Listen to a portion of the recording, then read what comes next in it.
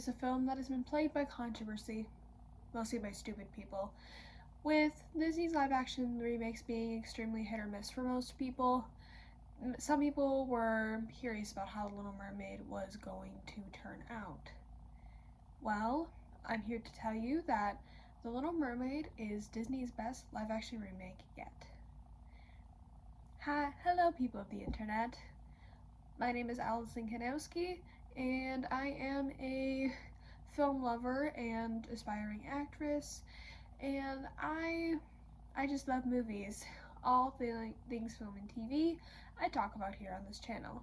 In today's video, we're going to be talking about 2023's The Little Mermaid and the history behind Disney's live action remakes and kind of why people dislike them in the first place, and also just talking about The Little Mermaid in general and why I think The Little Mermaid is better than these other movies. And I'm going to be doing my makeup while I do this. Alright, and we're going to be doing kind of a mermaid inspired makeup look today, and yeah, let's get started. Alright, so let me just get my headband on. Alright, so let's start off by talking about, and also if I'm looking at my script a lot, it's because I literally wrote this script all in one night, and I pretty much am going to be looking, and plus because I wrote this because I saw the movie yesterday. That's kind of why I wrote the script in one night. So let's get started. So let's start off with a little history lesson on why does Disney make all these live action remakes despite the poor reception that they get. Okay, so Disney's first live action remake came out on December 25th, 1994. This was Rudyard Kipling's The Jungle Book. So this was the first Jungle Book adaptation that they had made, and this was based on the movie from 1967. And this film was quite a big success when it came to critic score. It was pretty well received with an 80% on Rotten Tomatoes. This was later then followed with the remake of 101 Dalmatians, but however, this was not received very well. This was not received very well as it got a pretty bad score in terms of like a critic score. I think it has like only 31%. I'll probably end up putting it up here once I'm editing this video. So then this was later then followed by by 102 Dalmatians, which was also critically panned. Both movies I would feel like have more of a positive, or looked upon a bit more positively nowadays, but when they came out, they were not looked upon positively. Then two live action remakes came out in 2010. Those movies were Alice in Wonderland, directed by Tim Burton. Actually, funny thing is, I liked that movie as a kid.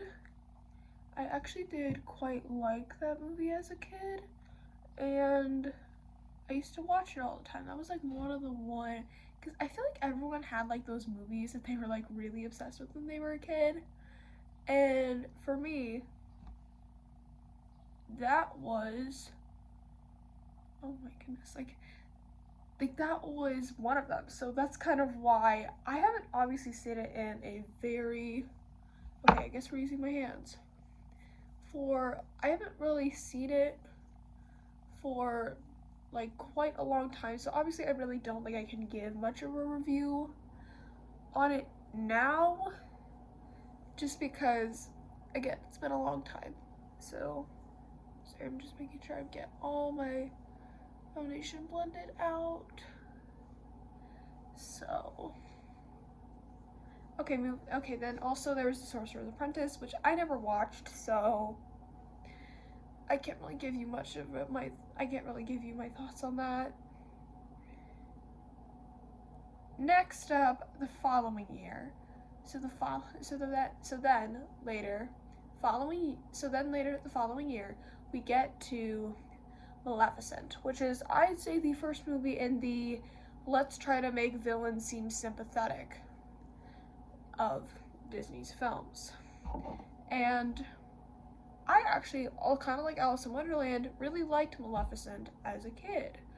Mostly because I never saw it in theaters, and I would always beg my mom to let me see it in theaters, but we never did, because we never had time to. So because we never had time to, my mom surprised me one day with the DVD, and I watched it all the time after that. Again, I kind of grew up on Disney. You'll kind of notice a bit of a pattern here where I kind of grew up on Disney, watching their movies, so obviously some movies carry more nostalgia for me than others.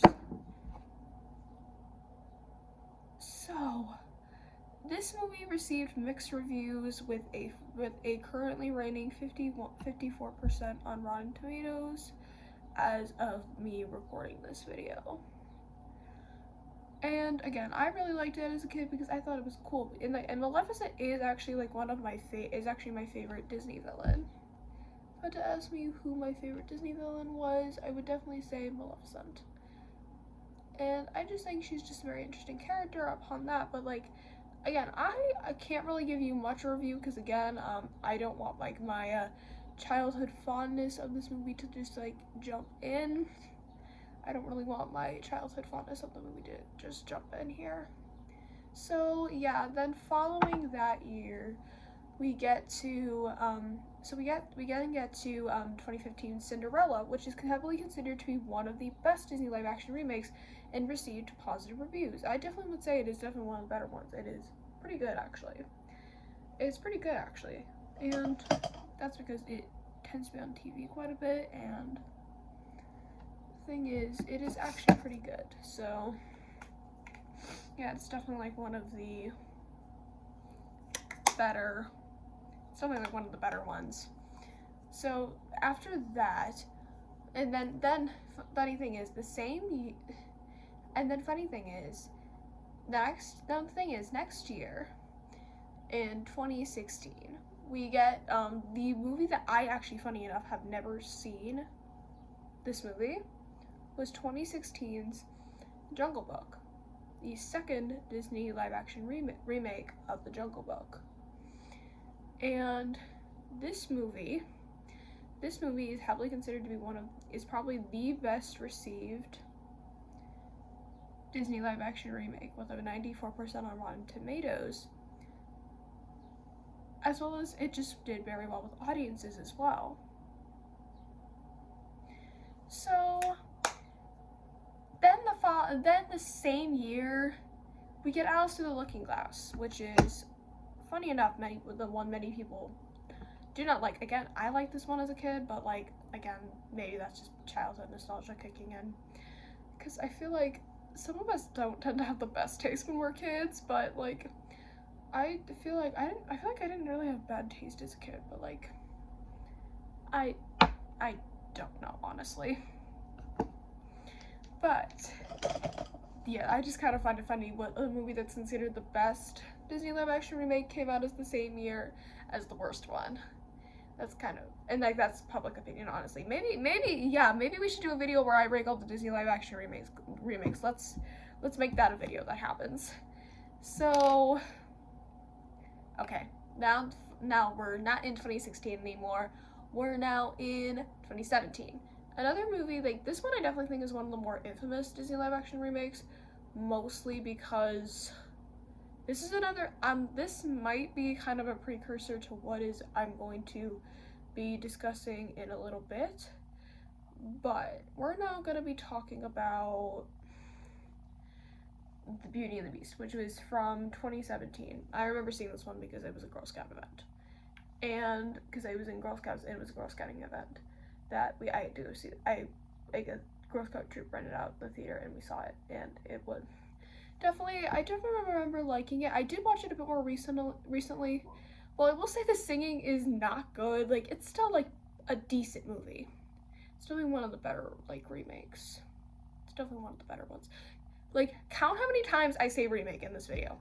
Like, count how many times I say live action remake in this video. Because I have it written like 25,000 times in my script.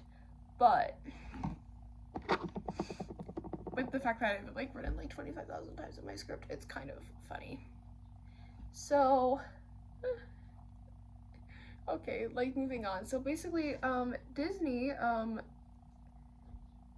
heavily marketed. So the thing is, there's a clip in this movie where, like, it's like a 3-second clip of like LeFou dancing with another man, and of course, Karens being Karens, got mad. I will now play a clip. It's a TikTok from a creator that I really like his videos on TikTok, called Movie Daddy. He worked during Beauty and the Beast and had to put up with a lot of these Karens. I will roll the clip right now. If you've seen the live-action remake of Beauty and the Beast, you know that that is LeFou dancing with another man at the very end of the movie. A movie which heavily implied that LeFou was in love with Gaston the whole time. And Disney did that one thing where they really beat representation over the head and said, LeFou is our first confirmed Disney gay character! You all should see this movie to support gay people! But in doing so, all Disney did was have conservative Christian parents go watch the movie so that they could see that scene and complain about it. Mind you, that is 3 seconds of a 2-hour movie at the very end. I remember the first Karen I dealt with this movie in particular, she came dragging her kids up to the box office and was like, I demand a refund. What you've just shown is disgusting and it's an abomination to God and man. I don't want my money supporting this schlock. To which I had to sit there and explain, sorry, the movie's over. That's like finishing a dish at a restaurant and then demanding they compensate you because you didn't enjoy the meal, but you have an empty plate. It doesn't matter how well or how little you enjoyed the meal, you finished it. Cool thing is, my manager would back me up on this all the time. People complaining about the end of this movie, and he'd say, yeah, sorry, guess what? We don't make the movie, we're not giving you your money back, you're not even getting free passes. So good on him for doing that for once. We had so many Kevins, Kens, Susans, and Karens complaining to us on staff about that little 3 seconds at the end of the movie that we all started placing bets as to how many people would stand up as soon as LeFou and that other guy started dancing with each other. And let me tell you, we stood in the back all the time waiting for that moment when LeFou and the other guy start dancing. 50% of all of the times that we stood in the back, no one stood up. Yay. But that other 50%, at least 2 people would stand up. So 2 was like the bare minimum. The most people getting up and leaving at that moment I ever heard anyone say was my coworker, who saw 10 people stand up. But all 10 of those people were from the same party, and they were celebrating their daughter's birthday, and it was princess themed. So yeah, 50% of the shows, 2 to 10 people would stand up and storm out as soon as LeFou started dancing with another man. These are probably the same people who call other people snowflakes. Okay, so I want to use this as a bit of a precursor to what's about to happen. And because showing how a lot of people tend to freak out whenever Disney includes some bit of diversity in their movies at all. And like, I don't know, I just hate when like that happens, because like, we should not be scared of diversity. Diversity is just a great thing. I just think diversity is a great thing. So yeah, that's personally what I think. Now, okay, now this is gonna be the part where I don't know how I'm gonna be able to talk. I'm gonna be using this on my head. So, okay. I look ridiculous, but okay, let me just make sure my hair is like back enough. Okay, let me just continue talking. So, okay, next up, the following year, we then get Christopher Robin, which I did watch Christopher Robin a bit more recently. Cute movie, but definitely not one of the best ones. Then we get to, but I don't really even think I consider that one much of a, like, really much of a, like, remake, really. I just see it as more like just a straightforward adaptation. more of a straightforward adaptation in my opinion. Oh, got my big, little big fluffy brush here. So now, okay, now we're going to talk about 2019, which is like what I always consider to be the year of the Disney live action remakes. Because this year is when we get Dumbo, baby, that little Dumbo elephant. I always thought that Dumbo elephant was so cute when I was a kid. And then we got Aladdin, which I definitely think a lot of people consider to be one of the better ones. Definitely considered one of the better ones. I actually did see this movie in theaters when it came out in 2019. Then after that, we got Lion King. I don't even consider Lion King really much of a live action remake because it's really not. It's like more like CGI lions. It's like CGI lions. Like they did not need to remake The Lion King. That's my humble opinion. They did not need to remake The Lion King at all. Like, just didn't need to do that. So, and also it's not even really that great of a movie, let's be honest. So, after that, we then get Maleficent Mistress of Evil, which I did not watch. After that, then we got the straight to Disney Plus streaming Lady and the Tramp, which Lady and the Tramp, I always thought like the dogs were so cute in that movie, but like again, like the script could have been a lot better than it was. I just feel like my hair keeps like getting in the way. I'm gonna have like eyeshadow all over my hair. I realize I'm probably gonna have like eyeshadow all over my hair by the end of this, and I will see how that ends up turning out. So now we got all of that. So pretty much all these movies either got mixed reviews or negative reviews, pretty much then. Then 2020, unfortunately, where we get a remake of one of my favorite Disney movies, Mulan. Now, I'm not really going to talk too much about this movie, mostly because there's a lot of controversy surrounding it, because this one is very different from the original film. And the thing is because they wanted it to be more of like they wanted it to be more serious. But they also filmed in a prison camp. And I will link a article in the description that talks about this prison camp. And basically just gives more information about this because I don't really think I am not knowledgeable on the subject matter. This article just gives a pretty good rundown of what this prison camp is. So then 2021 we get Cruella, which is kind of similar to Maleficent, but except it's a lot better than Maleficent. Cause I just love the fashion in Cruella, and also I just think the soundtrack is so good. Yeah, the soundtrack of Cruella is just so good. Yeah, I just really enjoyed Cruella. It was a lot of fun. Cruella was a lot of fun to watch. Because I just watched it on like Disney Plus when it came out, and it was just a lot of fun. It was just a lot of fun to watch in theater. Not in theaters, like on Disney Plus. It was just a lot of fun to watch it at home. I had fun watching it. So then 2022 we get the Robert Zemeckis adaptation of Pinocchio, which by the way I heard that one wasn't good, but like I didn't watch it. So if you're looking for a good Pinocchio, watch Guillermo del Toro's Pinocchio. That one's fantastic. But that one was received pretty negatively, and like literally nobody liked it. I literally don't know a single person that liked that movie. I don't really know a single person that liked it.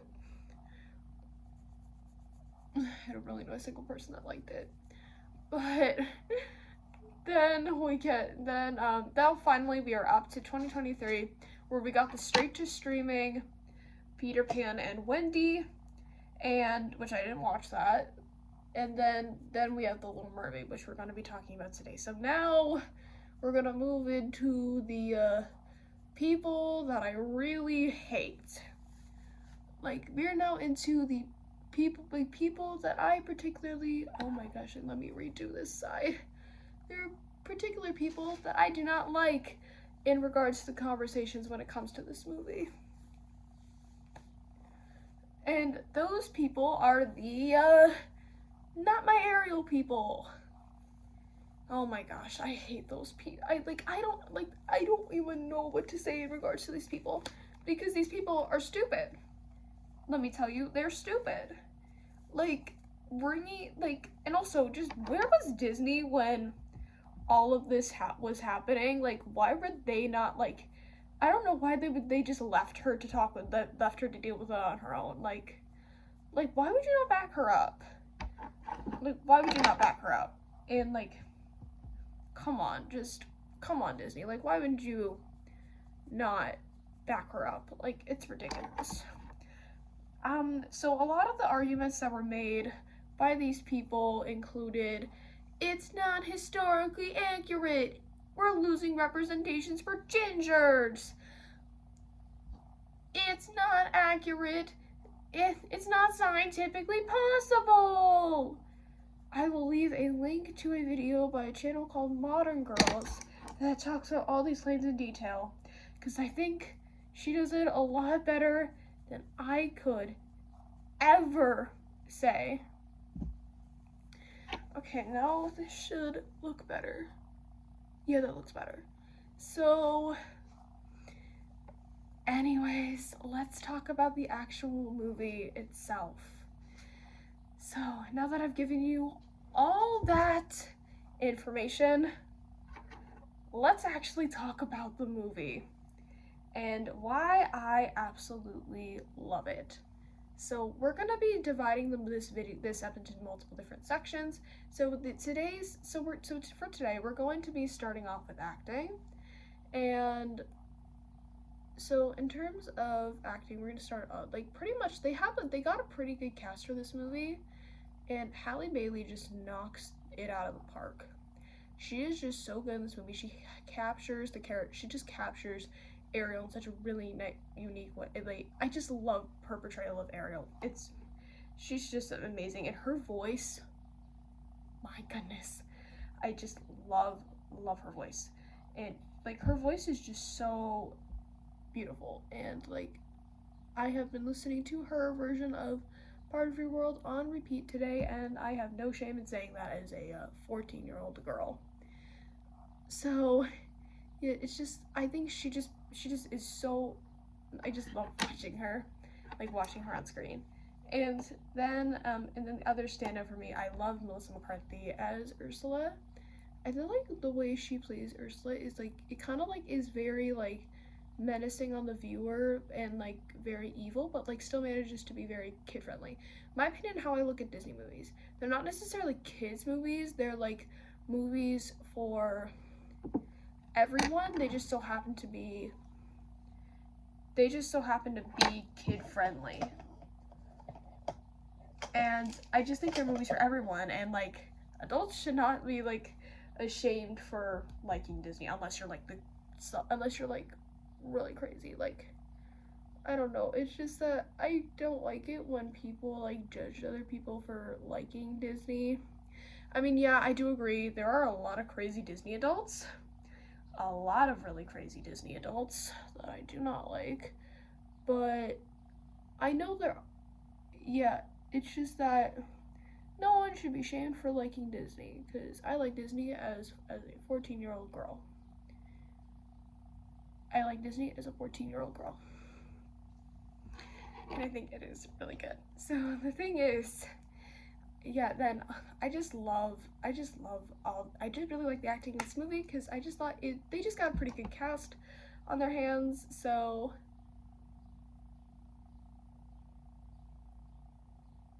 I think that they pretty much, like I said, I think that they're lucky to have like a very good cast on their hands.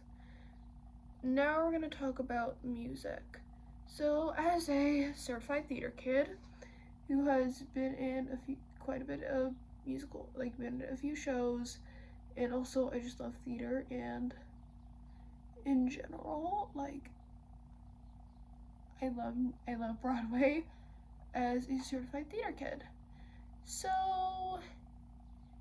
pretty much I was interested to see if they were, so I think we're all familiar with kind of how Disney does it in terms of their like making original songs, but then they just do it just because they want, all because they want the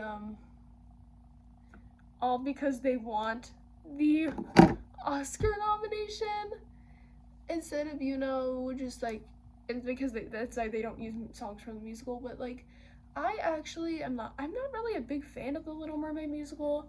Maybe that's just because I'm not as big a fan of some of the songs, but like, I quite enjoyed the new music that they wrote for this movie. The only one song that I could not, and like they use all the songs pretty much from the original Little Mermaid. They pretty much use all the original songs from the Little Mermaid, and they also again like have new songs, and those new songs were actually good, which I was surprised that they ended up being good, because again, like Disney is just a thing where like a lot of the time like they just are done for the Oscar nomination, and like it's just, however, there was one song that I did not like, and that was, I think it's no shocker if you have seen the movie, The Scuttlebutt. I never thought I would ever want to hear Aquafina rapping in my life. I never would have thought I would ever want to hear Aquafina rapping in my life. I just could not stand that song, like, so bad. Like, all the bad rapping is so annoying and terrible. Like, and that's like the only like really bad song in the movie. The score is the score is very, like, I love the score. Like, as we all know, I love movies. As most people know, I love movie scores. Yeah, movie scores are like one of some of like my absolute favorite things to talk about, because I just think they're so, like, they're so comforting to listen to. Like, I just love them. They're so beautiful. And the score of this movie is so pretty. And I will also now talk about Part of Your World, because I want to. And I especially I like how like she does, like Halle does not try to copy like Jodie Benson's version, and like I just love the old opt-up she does. I'm not gonna play it because YouTube will take this video down because of copyright. So I think I'll sing it myself. When I love, how to explore the shore of love. Yeah, kind of, yeah, like that opt-up. I love that opt-up so much, and I'm a singer myself, so maybe that's so, yeah, her voice is just so beautiful, and I just love her rendition of Part of Your World. It's so great. Okay, now visuals. So except for like some little moments of bad CGI, I think the visuals were mostly very nice. So I saw this movie in 3D. I saw this movie in 3D, meaning like obviously a lot of it was visually enhanced. And I love seeing movies in 3D. I think it is just, like, seeing movies in 3D is just a very nice treat. Like, if you ever want to like go see a movie in 3D, like, I highly recommend it. It's very fun. And I went with my mom, and so I really love like how they use like color palettes and stuff like that. So the color palettes were when underwater sequences, they tended to use a more cool tone, so kind of more like blues, purples, or like greens. And then like we got more like warmer tones, like a bit more orange, yellow, and for like the land, and I thought it was just a very nice color contrast, and I really enjoyed that.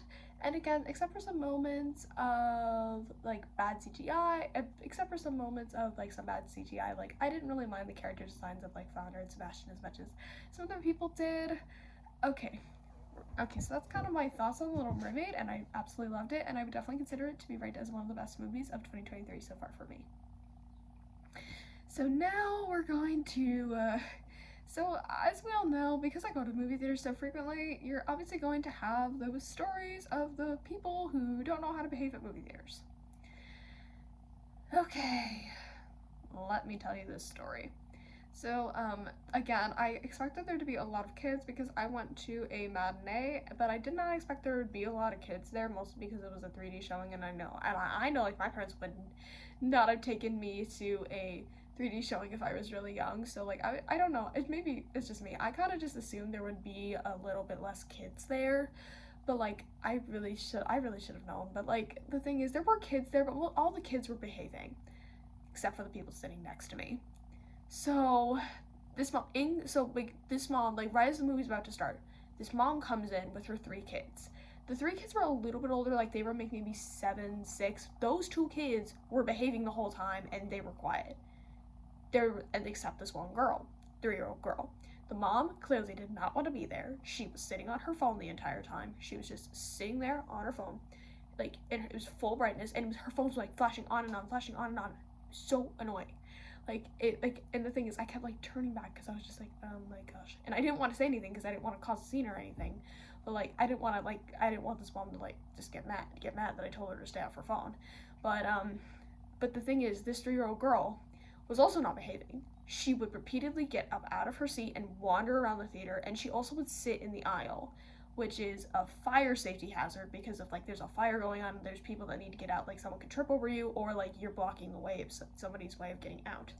It's a fire safety hazard, and you just really shouldn't do that. In general, like, don't do that. Just in general, don't do that. So, and the mom was doing absolutely nothing to tell her child to stop. And I may remind you this now, it's not the kid's fault. It's the fault of the parent who chooses not to parent their kid. And it is clearly the mom's fault in this case because she is not parenting her kid. And also, the girl got up out of her seat during like middle of the movie and dangled her arm and was hanging over the front of the ledge. And there were people sitting there, like sitting right there. Like, I've had that happen to me before. Like, it was a movie I saw like when I was really young. Like, I was like maybe like 11, 12 years old. Actually, no, I was like 11. And so there was a little kid. He was clearly much younger. He was being so loud and like he was driving me and my brother nuts. And the kid was like dangling his arms in front of us, and like he almost fell over. And the parents were doing absolutely nothing to parent the kid. Like, again, it is not the kid's fault. It's the fault of the parent who chooses not to parent their kid. And I saved this story for the end because I kind of didn't want that to be the central focus of the video. I just would rather talk about the movie.